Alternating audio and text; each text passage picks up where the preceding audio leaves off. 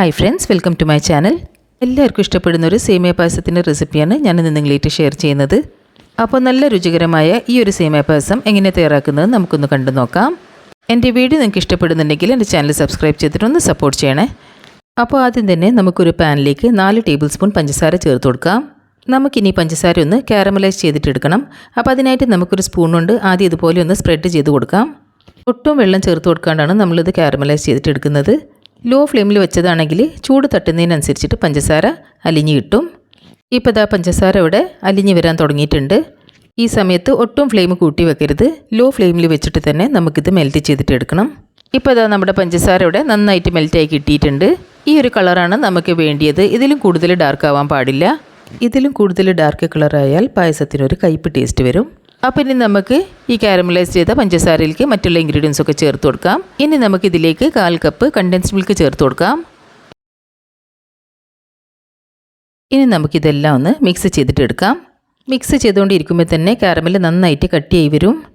Flame law ആക്കി വെച്ചിട്ട് തന്നെ വേണം നമുക്കിത് മിക്സ് ചെയ്തിട്ട് എടുക്കാൻ. കാരമലും കണ്ടൻസ്ഡ് മിൽക്കും നന്നായിട്ട് യോജിച്ച് മിക്സായി കിട്ടിയതിൻ്റെ ശേഷം നമുക്കിനി ഇതിലേക്ക് പാൽ ചേർത്ത് കൊടുക്കാം. ഞാനിവിടെ 1/2 ലിറ്റർ പാലാണ് ചേർത്ത് കൊടുക്കുന്നത്. നന്നായിട്ട് തിളപ്പിച്ച് ചൂടാറിയ പാലാണ് ഞാനിവിടെ ചേർത്ത് കൊടുക്കുന്നത്. പാല് ചേർത്ത ഉടനെ തന്നെ നമുക്കിതൊന്ന് മിക്സ് ചെയ്തിട്ട് എടുക്കാം. പാല് തിളയ്ക്കുന്നതിനനുസരിച്ചിട്ട് കാരമൽ മെൽറ്റായി പാലിലേക്ക് മിക്സായി കിട്ടും. ഇപ്പോൾ ദാ പാലിവിടെ ചൂടാവുന്നതിനനുസരിച്ചിട്ട് കാരമൽ നന്നായിട്ട് മെൽറ്റായി കിട്ടാൻ തുടങ്ങിയിട്ടുണ്ട്.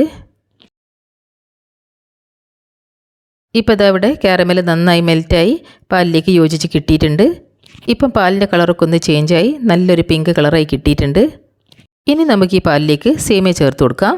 ഞാനിവിടെ 1/4 കപ്പ് റോസ്റ്റഡ് സേമിയാണ് ചേർത്ത് കൊടുക്കുന്നത്. നിങ്ങൾ വറുക്കാത്ത സേമിയാണ് ചേർത്ത് കൊടുക്കുന്നതെങ്കിൽ ആദ്യം കുറച്ച് നെയ്യിൽ ഫ്രൈ ചെയ്തെടുത്തതിന് ശേഷം നമുക്ക് പാലിലേക്ക് ചേർത്ത് കൊടുക്കാം. ഇനി നമുക്ക് മീഡിയം ടു ലോ ഫ്ലെയിമിൽ വെച്ചിട്ട് ഈ സേമിയ ഒന്ന് വെന്ത് കിട്ടുന്നവരെ ഇതൊന്ന് വേവിച്ചിട്ടെടുക്കാം. അധിക സമയമൊന്നും എടുക്കില്ല. നമ്മൾ വറുത്ത സേമിയ ചേർത്തുകൊണ്ട് ഇത് പെട്ടെന്ന് തന്നെ തയ്യാറായി കിട്ടും. ഇപ്പോൾ ഇതാ നമ്മുടെ സേമിയൊക്കെ ഇവിടെ ഏകദേശം വെന്ത് കിട്ടിയിട്ടുണ്ട്. ഇനി നമുക്ക് ലോ ഫ്ലെയിമിൽ വെച്ചിട്ട് ഇതൊന്ന് ചെറിയ രീതിയിൽ തിക്കായി കിട്ടുന്നവരെ ഇതൊന്ന് വേവിച്ചിട്ടെടുക്കാം. ഇപ്പോൾ ഇതാ നമ്മുടെ സേമിയ പായസം ഇവിടെ നന്നായിട്ട് തയ്യാറായി കിട്ടിയിട്ടുണ്ട്. ഇനി നമുക്ക് കുറച്ച് അണ്ടിപ്പരിപ്പ് മുന്തിരിയും നെയ്യിൽ ഫ്രൈ ചെയ്തെടുത്തതിൻ്റെ ശേഷം നമുക്ക് ഈ പായസത്തിലേക്ക് ചേർത്ത് കൊടുക്കാം. അപ്പോൾ അത്രയേ ഉള്ളൂ. നല്ല സൂപ്പർ ടേസ്റ്റി ആയിട്ടുള്ള കാരമൽ സേമിയ പായസം ഇവിടെ തയ്യാറായിട്ടുണ്ട്. ഇനി നമുക്ക് കുറച്ച് നേരത്തേക്ക് ഇത് അടച്ച് വെക്കാം. ഈ ഒരു പായസം തണഞ്ഞ് കിട്ടുന്നതിനനുസരിച്ചിട്ട് നല്ല തിക്കായി വരും. അപ്പോൾ ഇതൊന്ന് ചൂടാറിയതിൻ്റെ ശേഷം നമുക്കിത് സെർവിങ് ബൗളിലേക്ക് മാറ്റി കൊടുക്കാം. അപ്പോൾ അതാ നമ്മുടെ നല്ല ടേസ്റ്റി ആയിട്ടുള്ള കാരമൽ പായസം ഇവിടെ തയ്യാറായിട്ടുണ്ട്. ഈ ഒരു കാരമൽ സേമിയ പായസത്തിൻ്റെ റെസിപ്പി നിങ്ങളെല്ലാവരും ഒന്ന് ട്രൈ ചെയ്ത് നോക്കണേ. നിങ്ങളെല്ലാവർക്കും ഇത് തീർച്ചയായിട്ടും ഇഷ്ടപ്പെടും. വീഡിയോ ഇഷ്ടപ്പെട്ടതാണെങ്കിൽ ലൈക്ക് ചെയ്യാനും ഷെയർ ചെയ്യാനും മറക്കരുത്.